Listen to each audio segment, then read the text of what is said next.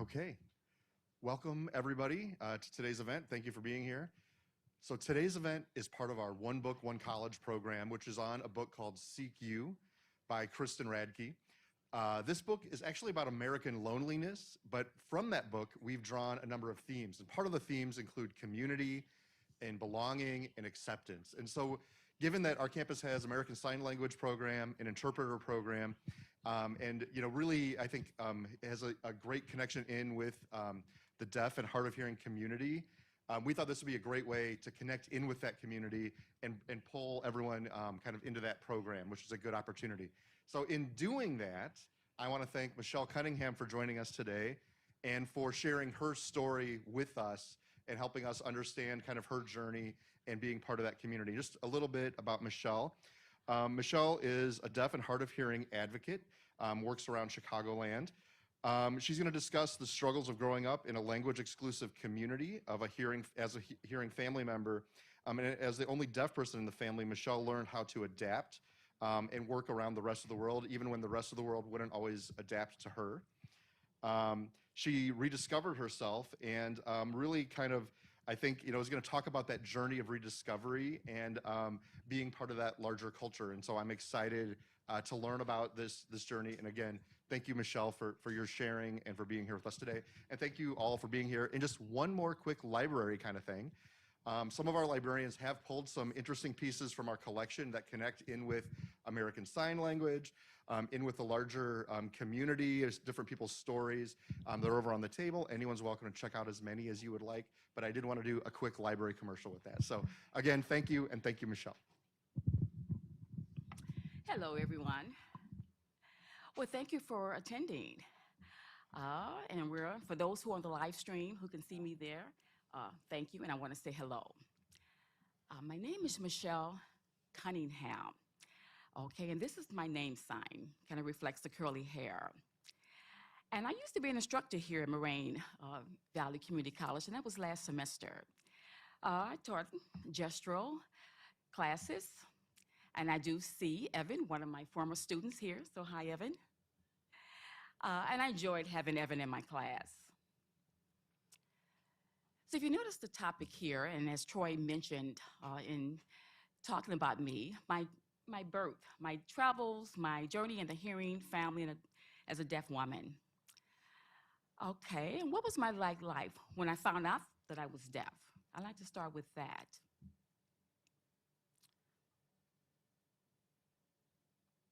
Now, there are 5 chapters of identities, and you see them listed here in the PowerPoint.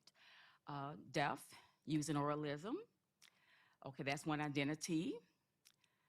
ASL and Deaf Identity during my college years, marriage and children, and also have an awakening of who I was. And now the 5th chapter is my present day. And I'm going to expand on each of those chapters of my identities. Now, my life as a deaf person, do you think that it's the same as other deaf people? No, that's so untrue. It varies. But I do want to discuss what my life was growing up as a deaf person.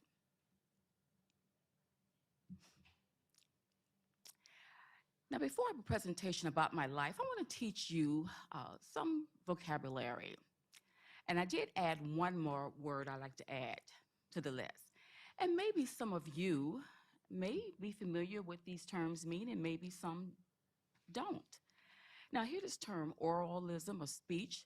That is a person who uses lip reading only, which means they do not use any signs.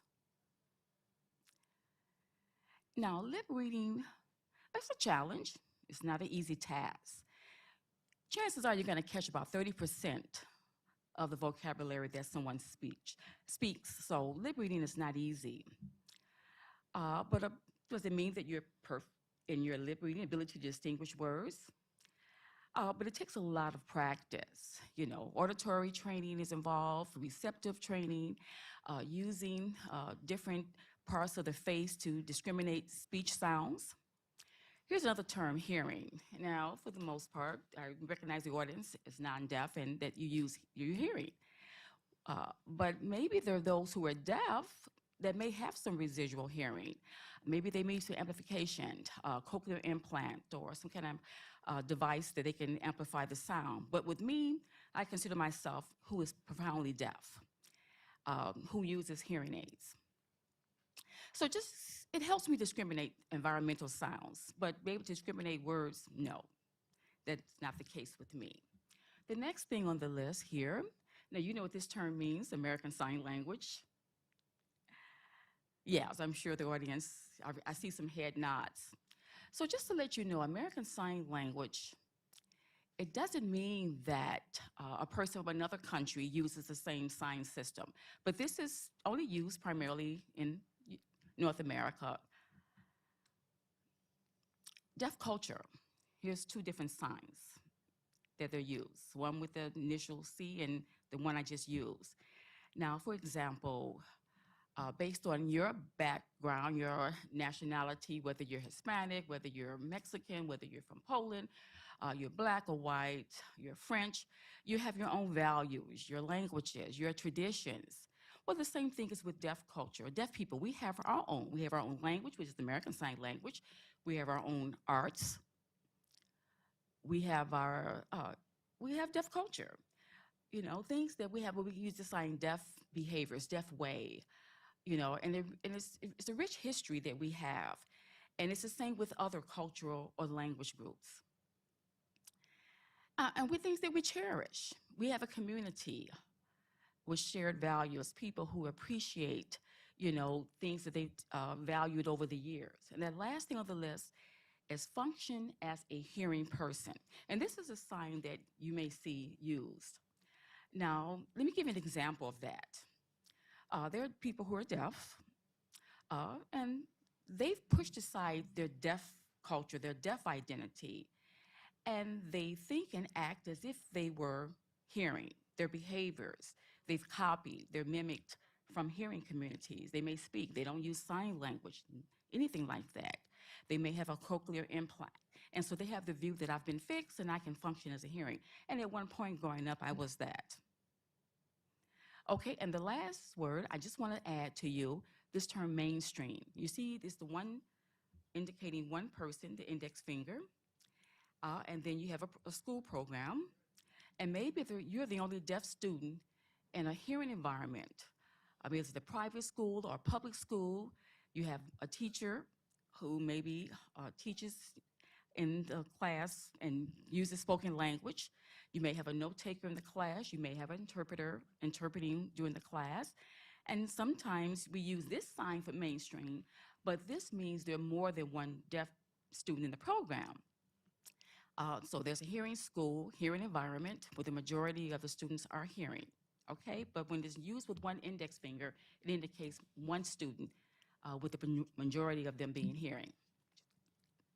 Okay, well, watching the interpreter make certain she was catching up.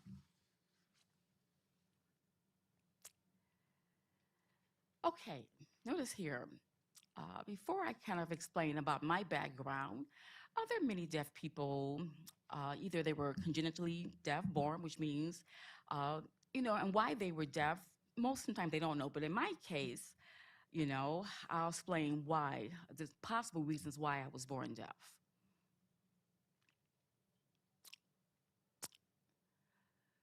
I was born 2 weeks early, so I was premature. The term they use is preemie.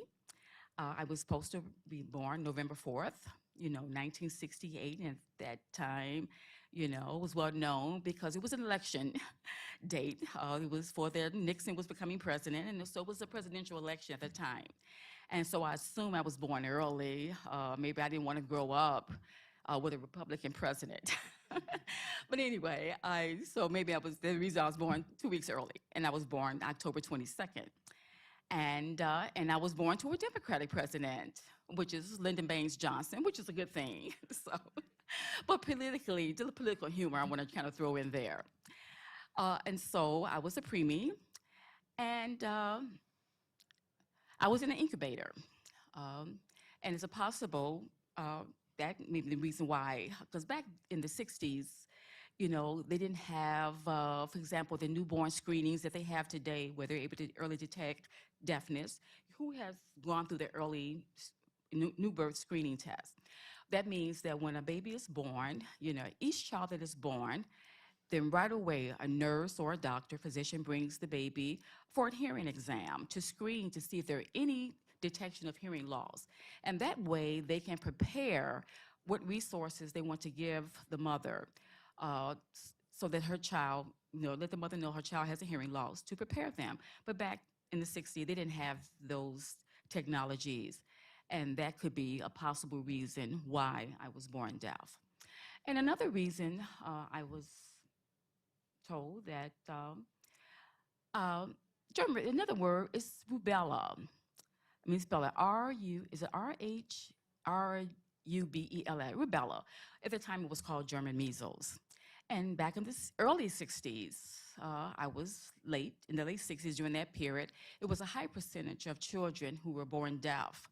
Uh, the mothers had contracted rubella, and that caused their children to be born. And when I spoke with my mother to see whether she had that, she said she didn't know, but that could have been a possible, because doing, years of doing research, they said that rubella could have been one of the reasons why I was born. And if that was not the reason why I was born, uh, during that period, my mother's pregnancy, 4 months during her term, she had a miscarriage, and so the doctor had given her an injection in the thigh, and that was to prevent her from having a future. So that could have been, who knows, the vaccination and the injection. To this day, we don't know the name, but that could have been one of the causes of me being born deaf. Okay? Another one was this one, and it's called connexin 26. And it's a deaf gene, a mutated gene. And Gallaudet University did some research on that, this genetic mutation of a gene. And I took the test and I submitted it. I can't remember whether it was a blood test I had to take, but I did a sample and I got the results, and they said, no, I did not have that connexin 26 mutated gene. But because I'm the only one in my family on both sides of deafness, and it's kind of, with all the complications, it's still, I don't know. But I feel strongly that being premature may have been the reason, because I was born early, and that's a strong case. But anyway, I'm happy. I'm good of how it turned out.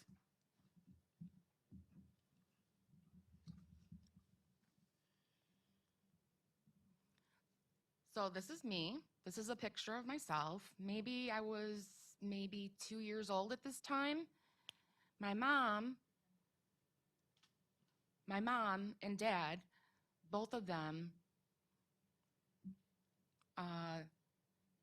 they noticed something when I was 18 months old, and so my parents started calling me and yelling for my name. And my grandmother said she just thought I was stubborn, and so, or I was just ignoring my parents.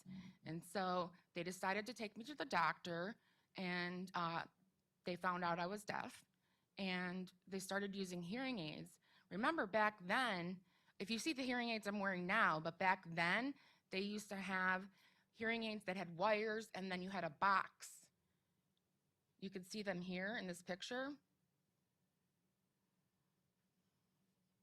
So you would have this box, and you would put it under your shirt, and it had the volume controls as well, where you could turn the sound up, you could turn the sound down, or you could turn it off. But those were kind of clunky, and that was back then. I wanted to take them out all the time. I never wanted to wear them, but my mom, she just told me I had to. And so I was stuck wearing those bulky hearing aids. And now the technology's improved. The hearing aids have become much smaller. It's just like computers. Remember the big computers back in the 80s, 70s, and 80s? So same with cell phones as well. Technology has improved.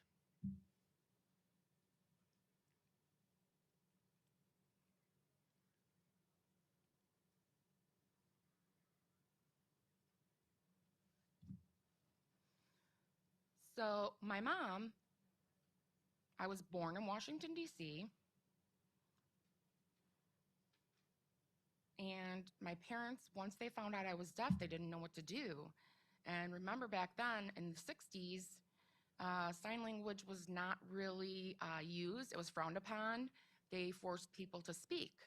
And so they followed that philosophy.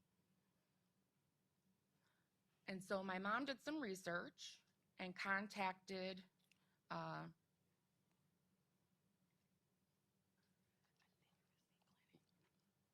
John Tracy Clinic. And that was in LA.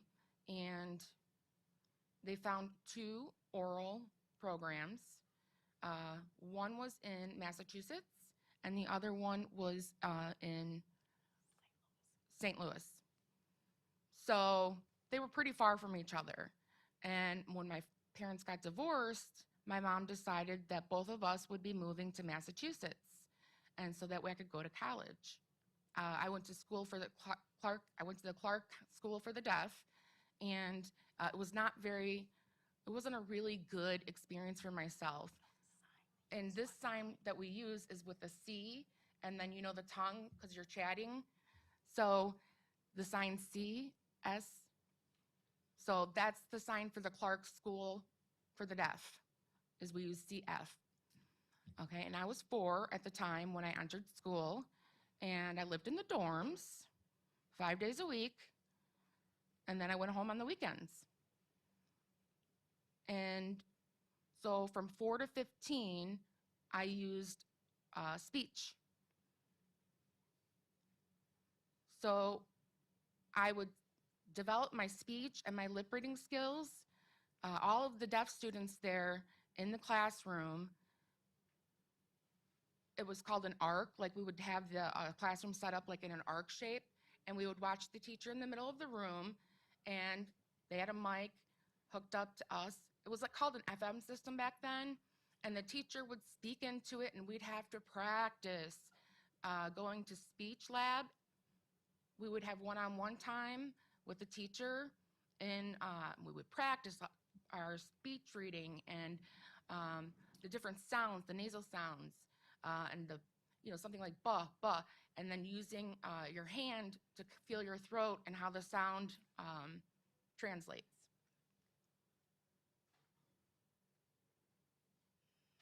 And one thing I want to let you know is the Clark School, there was no sign language allowed, period. If you used sign language, you were punished. You would lose privileges, like fun activities. So it was a very strict school that didn't allow sign language. That oral school is still set up today in the United States and still running. And so the Clark School's philosophy was that they wanted to teach us to think and act like hearing people, because that would prepare us to enter the real world or in the mainstream classroom. And so, they wanted us to fit into the hearing world instead of the hearing world fitting into our world. So, there was a back and forth and a lot of conflicts between being deaf and being hearing. And so next, I'd like to talk about, well, I should let you know, at Clark School, I told you that they didn't allow sign language. We had our own home signs at that time. Yes, we did.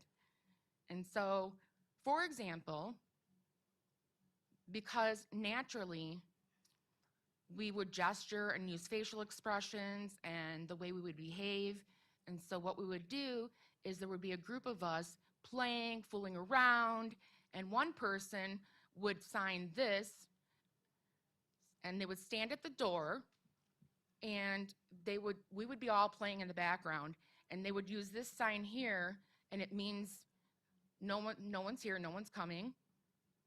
And so we would keep playing and playing, and then all of a sudden, if someone were to come, they would sign this. That means someone's coming, stop, stop, stop. And so, we had to behave ourselves. So those were some home signs.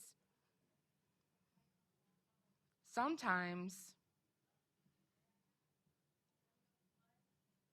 we would sit with friends and we would use this sign. That means, save me a seat. So reserve a seat for me. And so the teacher would miss out on how we were communicating with each other. Also, at the dining room table, to try to get someone's attention, if you wanted to get their attention, we would sit at round tables. You would make this type of movement. And sometimes under the table, you'd kick the person, you'd kick the other person under the table, and that would get their attention. And then they would start speaking. So we would go around and around and around, and everybody would look at each other. And so, you know, we used a lot of home signs. We were very creative back in that day. One other thing I wanted to add.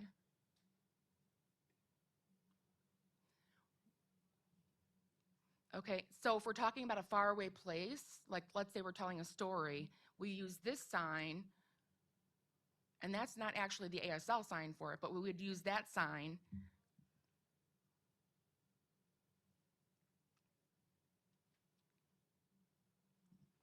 So to prepare us to become mainstreamed, to go into a mainstream classroom, which means you're the only person in a hearing classroom,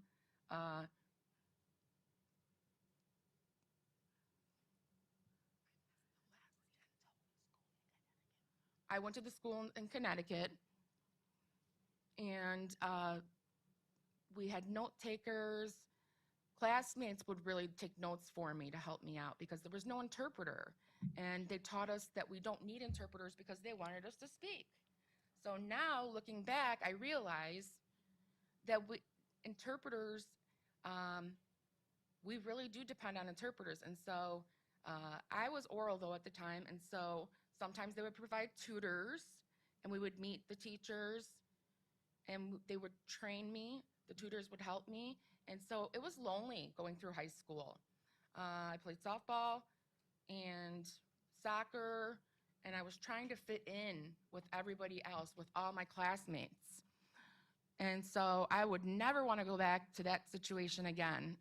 I need an interpreter.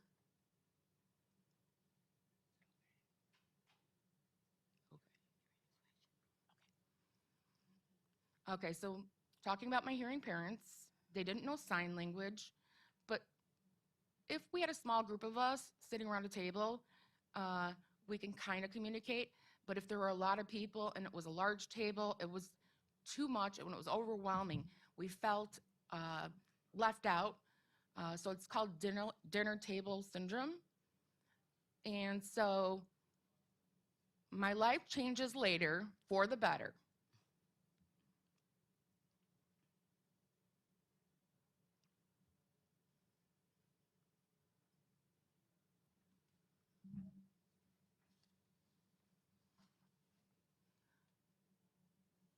So I was applying for college, and I asked my mom if I could apply to 2 deaf colleges, and she said no. She said I would get more benefit if I went to a hearing college because, again, they followed the Clark School of Philosophy to not use sign language. And so I went to a 2-year college in Virginia, or in Vermont, and it was a beautiful, small, private college. My daughter went there as well, and the college was named Champlain College. I had a note taker in class, and the teacher would give me all the notes. I survived in the classroom, but I missed a lot of information, especially during class discussions. But I passed everything, amazingly. So then we went to NTID, National Technical Institute for the Deaf, in Rochester, New York. And they have a deaf program there for students. And so I would go there and visit on the weekends. And I met a lot of my friends from the Clark School. And we were all starting to sign. I'm like, you can sign now? Your parents are allowing you to sign? I was just flabbergasted with that. So when I would go back home, I told my mom, I said, Mom, I want to learn sign language too. And my mom was taken aback. My mom wanted me to continue to learn speech and speak for myself. but I wanted to learn sign language. And so I was over 18, so I could make my own decisions. I was an adult at that time. It really changed my life. It had a huge impact. At the same time, during the Deaf President Now movement, which happened at Gallaudet College, they voted in a hearing president of the college, and they wanted a deaf president, but they did not pick a deaf person. So there was a huge protest. And once I saw what was happening there, the college advisor came to me at one point, and they asked me, do you hear what's happening at Gallaudet, the Deaf President Now movement? And, you know, so we wanted to make sure, it really woke me up, actually. It woke me up, and it colonized the hearing world. So deaf people can do anything, and it opened up my world to a whole new time. And then I transferred to a 4-year college in Connecticut, and finally I got interpreters. I was provided interpreters, which also impacted my life because interpreters, they could sign, and I would lip read, and then I would watch the signs at the same time, and everything just connected. And I learned so much about sign language at that time from the interpreters. And I was 19 years old at that time. So that changed my life. Also, an interpreter in the second semester, I transferred to a 4-year college, and so they didn't have interpreters from that point on. Oh, I had interpreters from that point on, correction. So at the age of 23, I finally accepted my deaf identity. I was going back and forth for quite some time. I had hearing friends, I had deaf friends, and I felt somewhere in the middle. So I was torn.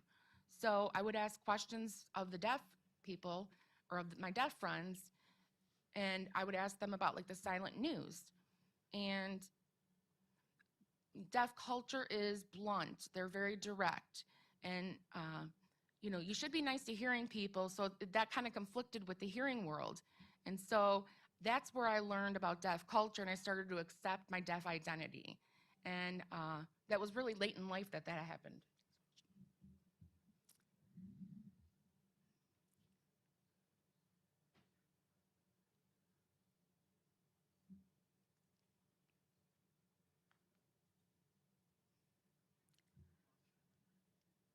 So the guy with the cap, that was my husband.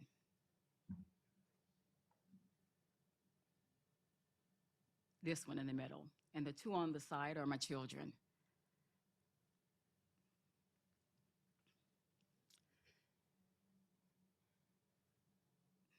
Okay, now this was in Dublin, Ireland. My children, okay, they went to Ireland for a semester. They wanted to study abroad. And it was a gap program in Ireland. So my husband and I, at that time, decided to go visit the children. And this is one of my favorite family pictures. But anyway, let me explain how I met my husband. And I was in the college. It was a school in Connecticut, and my husband at the time was at the Central Connecticut State University, CCUN. And my husband was at the same time, and he was learning sign language. And the teacher suggested that he went to a deaf institution, a school, which was the American Institution of the Deaf, and it was a good way for him to improve his skills. And at the time, I was functioning as a volunteer. And so we met. At that time, I thought to myself, well, he can sign. And prior, I had been dating deaf men, but I still felt the communication, the intellectual level, there was some disparities. So, and it was kind of frustrating for me. And so when I met my husband, I thought, okay. And we eventually got married. But, well, let me stop at that point. I was going to say we decided to, but I'll stop. So my husband at the time, the two of us, we would go to family functions, gatherings, and I noticed that they would notice that I didn't really speak much, and my husband had to function as an interpreter. So my mother was saying, well, why are you not talking that much? And I explained to her, well, all these years of incidental conversations I missed, and a lot of things of what you said around the table I missed. But on one-on-one sessions, I would speak to my mom. But then she started noticing the change uh, in our dynamics. So before I got married, I was confused about my sexuality. Remember at that time, back in the 90s,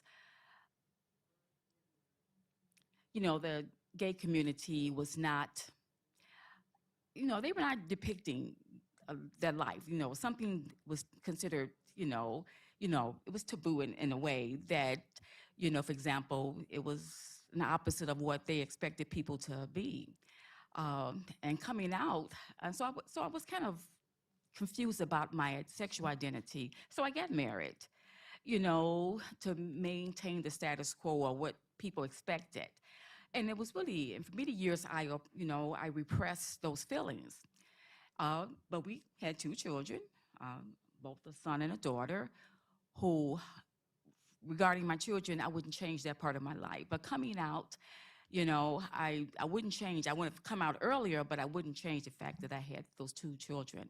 And my husband, he signed, his receptive skills, understanding other deaf people's signs, but his expressive sign language was good. And my children learned. My daughter, receptively, is much better skilled than my son is. And so having table conversations at home, they made certain that I didn't miss anything.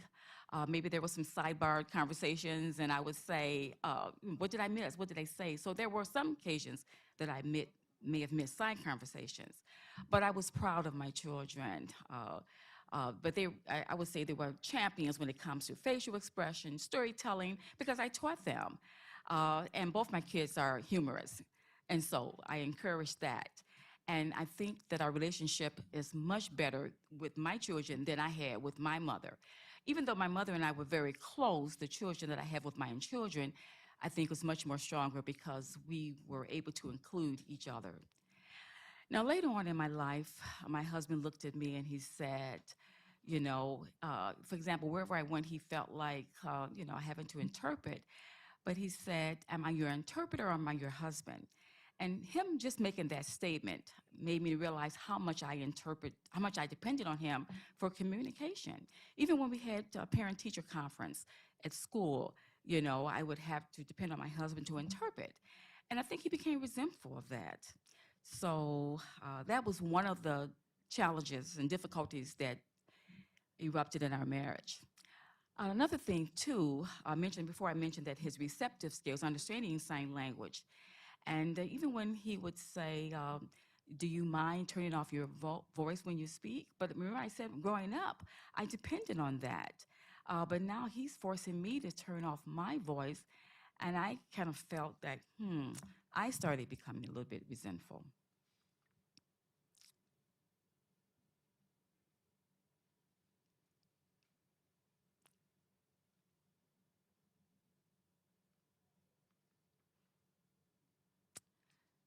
Now this chapter 4,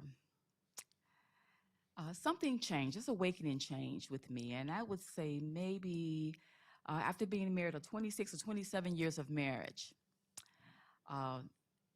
Just to let you know, again, the marriage fell apart, and I was taking a workshop, and it was called Deafhood. Okay, this is the sign Sherry just showed me about identity. Learning about yourself. And that was the focus, being a deaf person, and just figuring out, deaf people who grew up and how they try to fit in with the hearing world, and then hearing people deciding what's best for us, and things like that. So that workshop that I attended was 4 or 5 days, but during that workshop is when I realized that who I was. I learned about that, things that about my life I felt. Things were changing and my inner feelings were changing. Again, going to the Clark School, how that impacted me and all of these things. And when I got home, I told my husband, you know, you know, you know. I don't take this personally, but I said I hate hearing people, and I don't want anyone here in the audience to take it personally what I said. But what they did to us, and my husband got angry by me telling him that. He was quite upset, and I was. It's not about you. It's about the system, this whole system out here. But I think that's one of the reasons that caused the marriage to collapse. And also, guess what else happened? Uh, that deafhood workshop was 101 and 201, because prior to 201, I took another workshop. And after the 101, I had a dream about my mom. By the way, my mother is deceased, but in my dream, my mother paid me a visit, and she asked this question. Uh, my mother didn't learn sign language, and in my dream, my mother made the sign, which is, I apologize. And I said to my mom, it's okay, it's okay. But she said, I'm sorry because I put you in the Clark school and I didn't allow you to sign and I didn't allow you to have your identity. And I said, Mom, it's okay. It's okay. It's okay, Mom. I turned out okay and my life was happy. I'm okay with who I am. But it touched me, the fact that in my dream my mother did finally apologize. So, so during the COVID pandemic, you know, you know what happened during that time. We had to stay at home. We weren't able to be out in the world and thinking about who I am. And then I realized, you know, it's time for me to come out, recognize and accept who I am. You know, my husband told him I wasn't happy with who I am. I'm not happy with him and our marriage. And he told me, he asked me for a divorce. And he told me one of the reasons why, because I was not the same person that he married. Because before, remember, I'm used this sign, I functioned as a hearing person, but I didn't accept who I was as being deaf. You know, deaf pride, being immersed in the deaf world, who I was, you know, as a person sexually, and the person that I'm with in a relationship with now. Before, I was with a hearing person, but now, yes, I'm now with a deaf person. My girlfriend is deaf. My husband was hearing, and I did function and try to mesh with the hearing world, you know, accepted their norms and what they viewed as right. But here, no, but my deaf pride, for things like, for example, even when it came to the TV, you know, turning the volume down, but all of those things, all those behaviors that were norm for us, and I just started feeling the oppression. And I said, no more. But now with my girlfriend, the life we have now my girlfriend, whose name is Rosemary, okay, and this is a name sign because she's a photographer. And so it was a perfect match. We both had the same culture, the same language, the same values. And now who I am, now I'm 100% authentic of who I am. I'm deaf and I'm free. And I don't have to feel this tiptoeing and trying to be happy in another world that I really don't, am not a part of.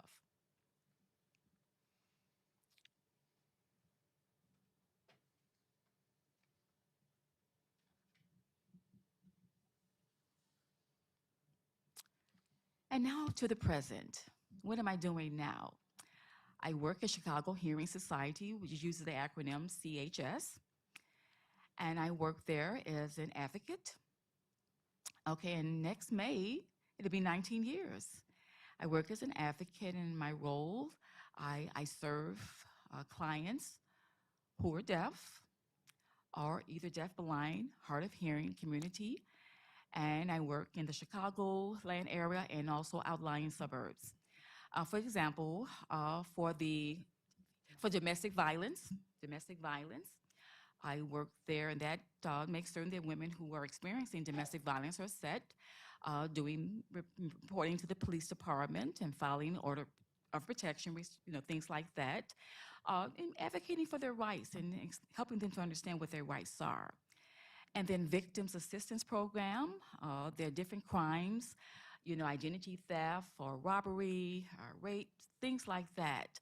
And so as an advocate for victim assistance and domestic violence, I make certain that those entities that provide those services understand the interpreters are required And also, even when there are some ways that communication is not being effective, I make certain that I mediate between that.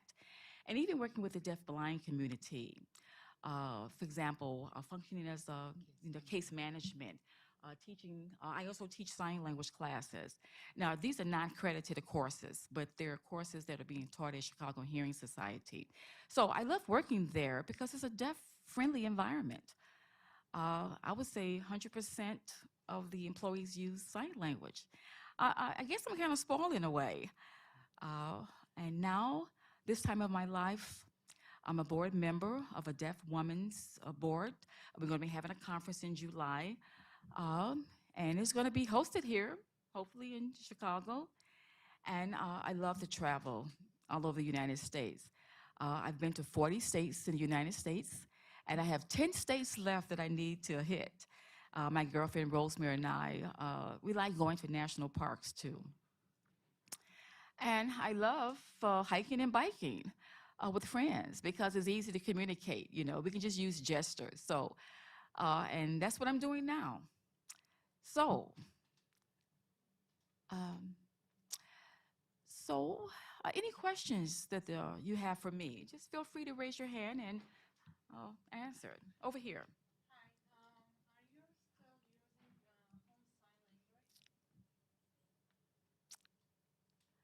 Well, with my kids, a little bit. There's some old signs that we've come up with. Let me think. Um, okay, I'm trying to give you one example. I use American Sign Language with them. I do that, but once in a while, we may, like for example, I may do a teasing of my daughter. I may say, like a home sign like this. This is the sign for what? But we use this one to, you know, to mean what? Like, what do you want? It's kind of like a little sarcastic. And well, I shouldn't say that, but yeah, but for the most part, we use American Sign Language. But also, too, I sometimes at home with my girlfriend, sometimes may talk about the Clark School home signs, uh, and uh, and she'll say, "Oh, that's how you're going to talk to me?" And I may do something, something that we did when we were kids, some kind of gestures, kind of like mimicking the teacher. We love to kind of mock and imitate how the teacher walked or how she fluttered about, and then, some way to identify. But we may do things like that. Any other questions? Okay, but so what about your children? What do they think about you coming out? What do your kids think about you coming out? Well, I mean, their generation, my kids, this younger generation, my daughter's 26 and my son is 23.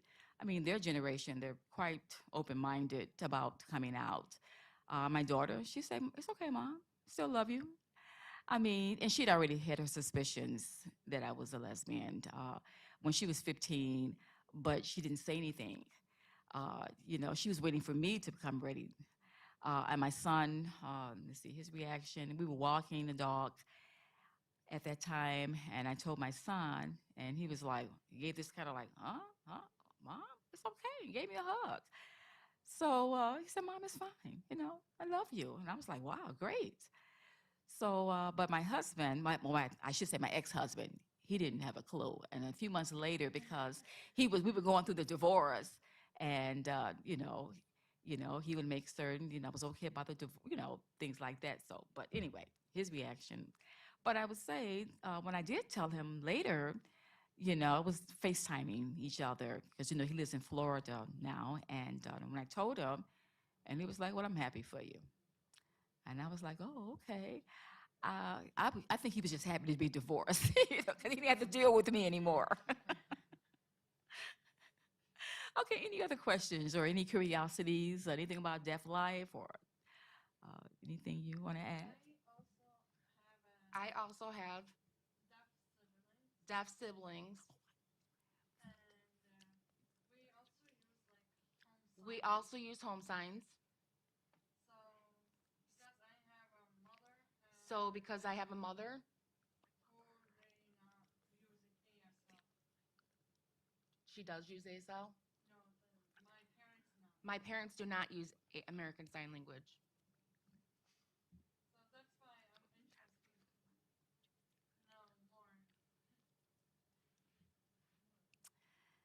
Yeah, speaking of your siblings, I have a half sister, and both of us have the same father, but different moms.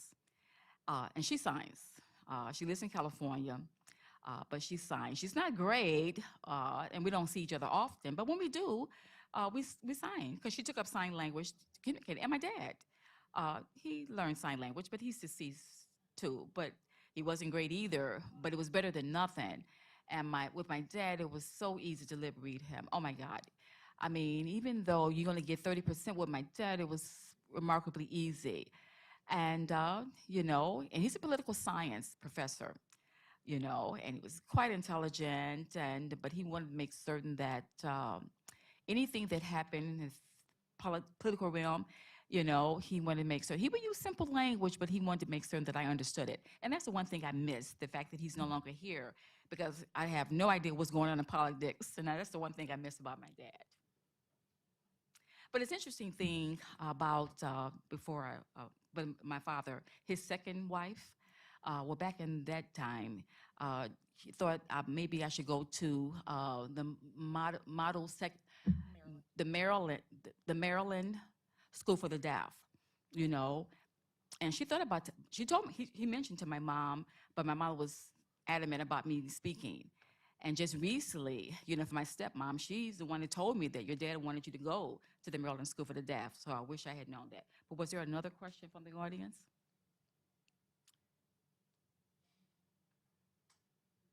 Okay, no other questions. So everyone, so what's anything about my group? Growing up, I can say that I was fortunate enough. I had supportive parents who made certain that I understood the value of education. uh, the communication and things like that. And they didn't want me to fall behind. And so, like, sometimes parents today, they just take their deaf children and just ship them off, push them away, and, don't think about learning the language. And they expect their children to meld into the hearing world, but as opposed to them melding into their child's world by learning. And then when parents do that, their children will excel. So why have children if you're just going to ship them off and not take an interest in their life? So I'm very happy in that respect that my parents didn't do that. And even going to high school, my mother would help with the English, make those revisions and editing, and I'm very thankful for my mother for doing that. And even when I went to college, I had friends in college. Sometimes they would look at my papers and they would kind of, edit the grammar. I went to tutoring, who would also do some editing of my grammar. So I had a lot of strong community support, and that also helped me to excel. But what about what advice would you give to parents who have deaf children who have been now labeled as deaf? What advice would you give a current parent today? So the advice I would give is to sign right away, to learn sign language right away. And also, when you find out your child is deaf, it's born, and now you find out it's deaf, you have to find all the resources available. I suggest that you get a deaf mentor. The deaf mentor, what they do, it's a person who is deaf, and they will come into a hearing family's home that has a deaf child, and they'll ask them, what kind of communication do you want to use as the child is growing up? Do you want to teach them sign language? And what kind of school they're going to go to? What would be most beneficial to the child? And so they'll give them a list of resources, and also they'll help them, guide them into getting into the deaf community. They'll supply a lot of information that hearing parents don't already know. And so as the child grows up, as a deaf adult,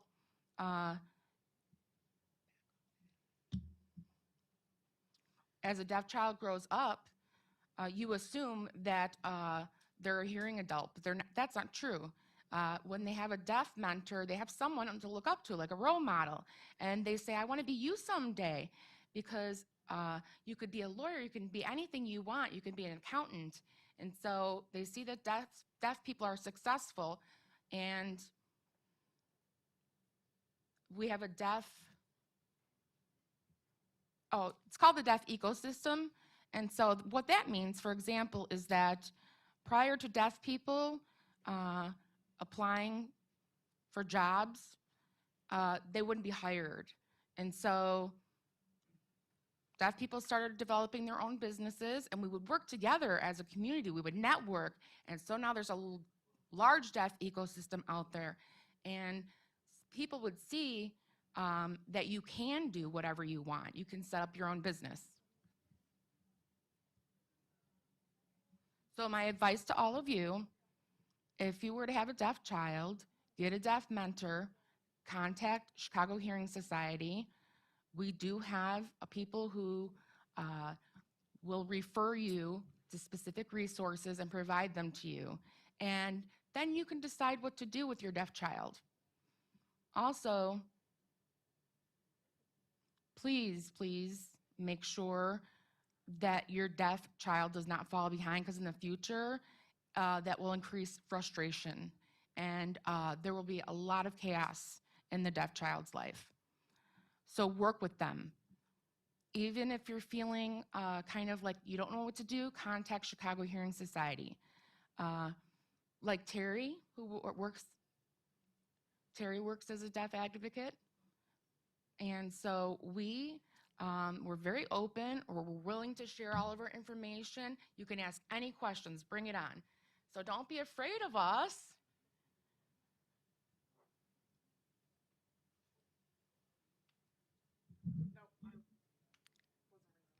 Okay, I have a question I wanted to ask.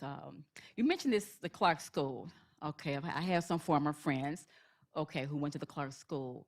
Now, do they have any friends maybe who still to this day don't use sign language, or has pretty much all of the former students now have converted over to sign language? There's very few that still use speech reading. Most of them, like 50% of them, have learned sign language at this point. And so they've developed their own identity, they figured out who they were. And so, yes, the teachers,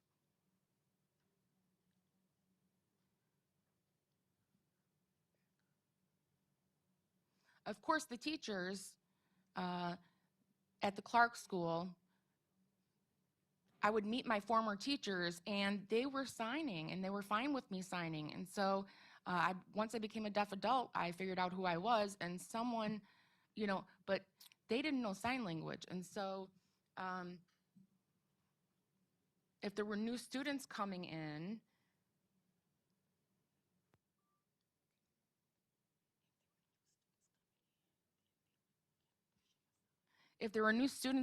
then they would push them aside.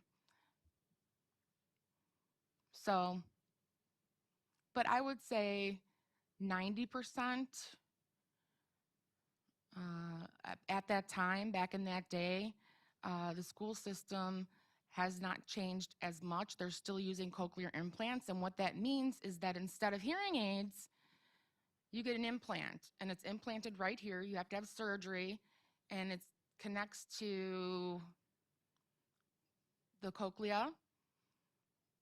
And so then you have a wire, and you have a machine that helps you hear better. And so I don't have one, so I don't know what it's like to have one, but I guess you can hear speech better, and you can speak better. There's a lot of students there that have cochlear implants now, and because they're getting mainstreamed at an earlier age. At that time period, like when I was 16, or back in the 1960s, they would, like at first grade and second grade, you were isolated in school. So today, everyone kind of just lip reads and uses their mouth. I would say in the 80s, maybe 60s, 70s, 80s, back at that time, we would sign. And then in 2000, ever since 2000, things have changed.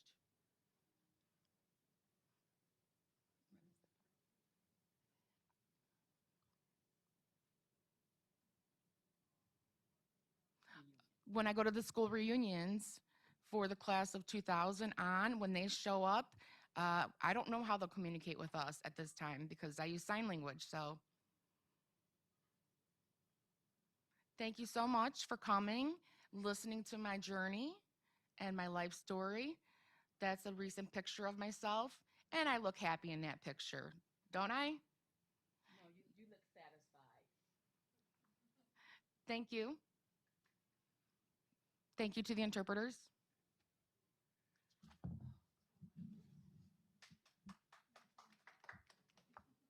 That you can't hear, so remember, this is the clap. And